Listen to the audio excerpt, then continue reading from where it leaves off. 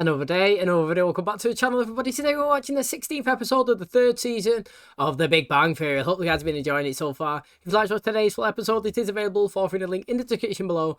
Just click it, put a password in, and enjoy. So last episode was interesting, actually. It was like a little predicament. It was basically, Leonard got invited, basically a full expense trip paid for to go and see some, some facility in Switzerland. Something that he's really excited about. And obviously it was around the time of Valentine's Day, and he decided, you know what? We're going to take Penny. It's going to be a really romantic trip between us. We can go there, new country, experience the scenery, you know what I mean, and just have some good quality time together. Where Sheldon instantly thought that the plus one was going to be him. Now he's obviously gone back to his room. He started packing. He's excited. He can't wait. Basically, it's one of his life dreams to go and visit this facility. And Leonard was like, "Look, you're not coming. Penny is." Now, at first, I was saying that Sheldon, I do agree that he shouldn't really jump the gun and invited himself. And, Leonard's got every right to really pick and choose whoever he wants to go. But then as the episode progressed forward and I realised that, how much it actually meant to Sheldon and how much Leonard actually knew that he meant to Sheldon, it wasn't just a off-the-cuff thing. It wasn't just like, oh, I really like this. Like, it seemed to be something that was well-established, that it's one of his dreams to go and visit this place. I really think they should have kind of actually just said to Penny, look, mate, we can spend Valentine's Day anywhere. You can even come and we can do our activities on the side. But this local facility that Sheldon really wants to visit, I really think that I should actually invite him. They've been best friends for so long. He should have actually known that. And, he didn't actually do that. Unlucky for him, Penny got sick. Unlucky for Sheldon, Sheldon got sick. So the person who had to actually go with him was Raj, which is really interesting. Obviously, I don't think we're going to get the aftermath of that. We've just seen him arrive in the hotel room. But, it was an interesting episode. I'm excited to see what we have in store for us today. If you do enjoy it, please smash a like. Really helps out. Subscribe if you're new. And as always, let's jump into today's episode.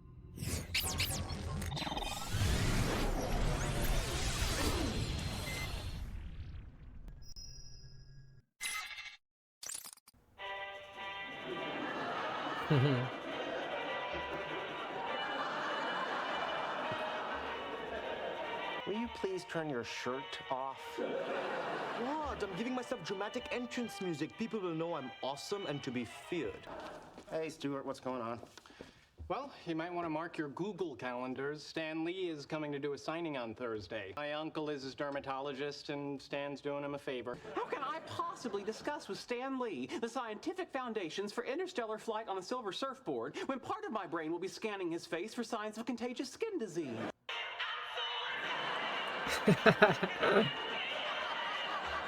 I'd be buzzing though as well. I'm sad to say I taught him those moves. I can't decide whether I want Stan Lee to autograph my Journey into Mystery 83 first appearance of Thor or my Fantastic Four #5 first appearance of Dr. Doom. I've decided I'm going to have Mr. Lee sign my copy of this month's Batman. That's crazy. Stan Lee had nothing to do with Batman. Yes, which is why no one else will ask him to sign one, and I will be the possessor of a unique, albeit confusing artifact, which will set me apart from the hoi polloi of comic book fandom. Hi. Hey, guess who's gonna be at the comic book store on Thursday? Can you give me a hint? Stan Lee. Stanley Tucci? You have no idea who he is, do you? Of course I do. You are an important part of my life, and I pay attention to the things you are interested in. He was on Star Trek. Star Wars? No. Stanley. Oh, he was in those goofy kung fu movies you love so much. Sheldon, why do you have all these unopened paychecks in your desk?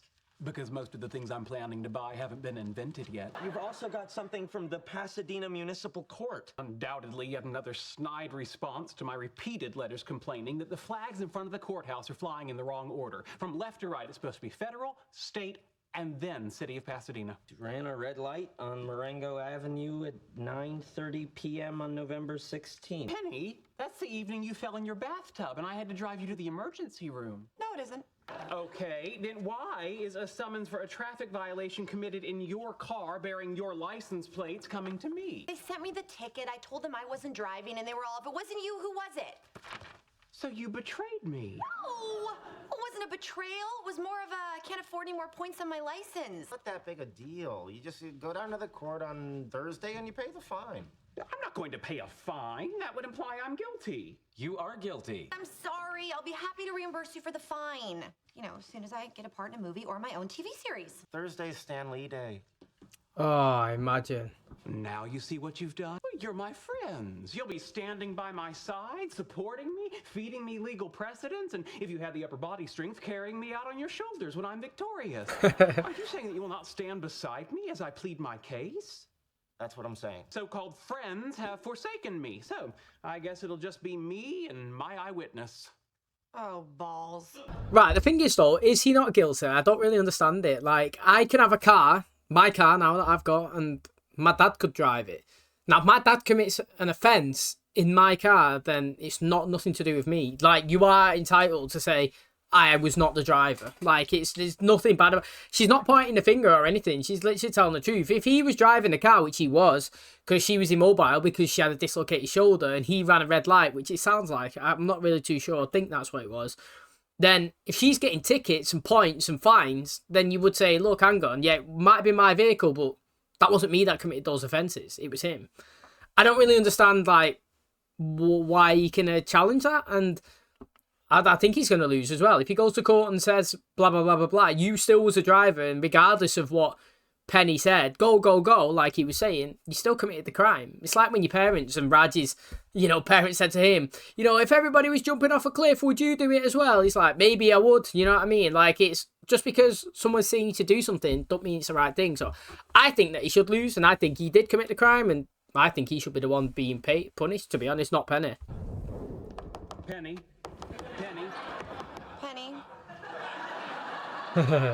That's just wrong. What is this? I've taken the liberty of scripting your appearance on the witness stand because, let's face it, you're somewhat of a loose cannon. I call your attention to the events of November 16th. Do you remember that date? Darn tootin', I do. The reason that date is, like, so totally fixed in my memory is that I had the privilege to be witness to one of the most heroic acts I've ever seen in, like, ever. A teardrop rolls down my cheek. Only a suggestion. A catch in your throat would work just as well. But it is a fact that it's a privilege to know you. Totally. Good morning, Your Honor. Dr. Sheldon Cooper, appearing in pro se, that is to say, representing himself. Like a milking stool, my case rests on 3 legs. I will demonstrate that I was improperly instructed in driving by a woman whose lack of respect for society borders on the sociopathic. Impressive. Thank you. Guilty. Pay the fine. Yeah. I object. You're completely ignoring the law. No, I'm following the law. I'm ignoring you. I would point out that I am at the top of my profession while you preside over the kiddie table of yours. Before I find you in contempt and throw you in jail, I'm going to give you a chance to apologize for that last remark. I'm a scientist. I never apologize for the truth. I can't wait to ask Stan Lee why he insists on giving all his characters first and last names that start with the same letter. Bruce Banner, Reed Richards, Sue Storm, Stephen Strange, Otto Octavius, Silver Surfer, Peter Parker, and worst of all, J. Jonah Jameson Jr. He has to stay in there until he apologizes. So tell him to apologize. Oh, gee, thanks, Leonard. That didn't occur to me. Ooh, the line's moving, gotta go back. Excuse me, jailer? What? I need to use the restroom. Knock yourself out. Please tell the judge I'm ready to apologize. To my friend Leonard from Stan Lee. Mine says to my friend Howard from Stan Lee Excelsior. Mine says to Raj from Stan Lee. Because you pissed him off about his character names. We're home. Oh, hey, buddy, how'd it go? You know very well how it went. Yeah, but we all want to hear it from you. I also now have 3 points on a driver's license I do not yet possess. I was forced to issue an undeserved apology simply because I refused to urinate in a stainless steel bowl in front of criminals. So it would be cruel to mention that after he finished signing autographs, Stan Lee took Stuart and us out for gelato.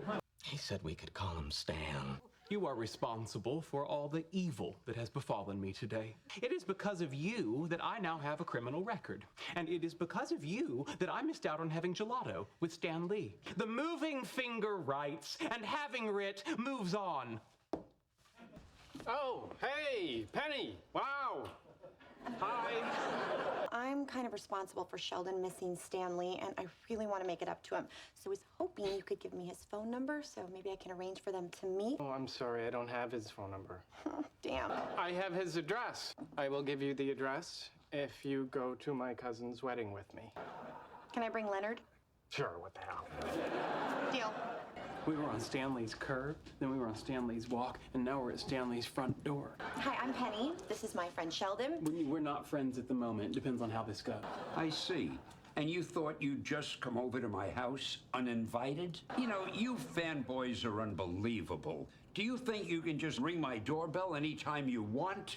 I mean, why don't you just come on in and watch the Lakers game with me? Yeah, he's gonna take it. Well, I'm not much of a sports fan, but thank you. You can't read stuff, can he? Jody, call the police! Hey, where you been? I'll tell you where I've been. You boys may have had gelato with Stan Lee and gotten autographed comics, but I saw the inside of his house and got an autographed application for a restraining order. Plus, I get to hang out with him again at the hearing. This is going to look great hanging next to my restraining order from Leonard Nimoy. You know, right, first of all, I've got to say, all episode he was going on that it's Penny's fault that he didn't actually go to the comic book store and was able to go and visit and see Stan Lee the first time. And I've got to say, I totally disagree, me. I just don't understand. Like, he committed the crime, not Penny. And it doesn't matter if the pretense of what he was doing and it was accidental, like, it was him. It's like, basically, I don't know if you have it in the US, but we have bus lanes in the UK where only buses can drive in those lanes. Now, if you drive in it and the camera catches you, you got to pay a fine because obviously you've broke the law. Now, I've done it many times, accidentally drove in it, especially at night time. Sometimes you can't see the lines on the ground. Or if you're going down a place where you've never been before, do you know what I mean? It's just sometimes you're unlucky, you turn the corner, you're in the lane.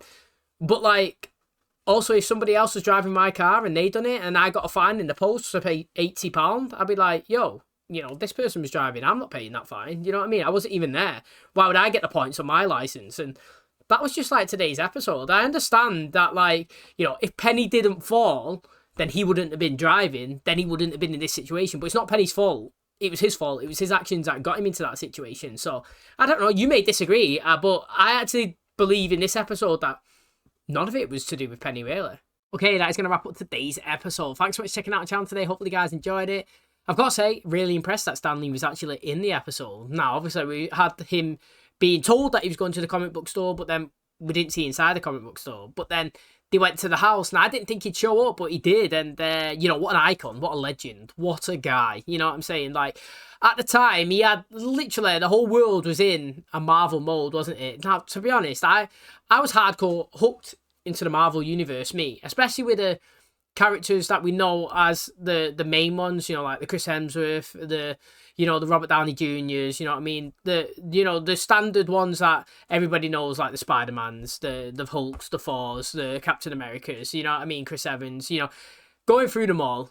But now, if you look at what's going on, you've got, you got all this mad shit going on with the universe, to be honest. There's loads of stuff that's happened since, I think Stan Lee's passed away, to be honest. That's took Marvel absolutely downhill. The graphics, the editing, the CGI, it's just terrible, honestly, it really is. Now, all the way up until Endgame, mate, it was absolute next level. And Stan Lee got the record as well for being in the most Marvel films. You know, I feel like he just used to make cameos, didn't he? He had the most appearances, but I'd be surprised, to be honest, if like Thor or Chris Hemsworth might not have it now. He's been going for some time, hasn't he? And he's obviously dropped in different films as well. So that's interesting.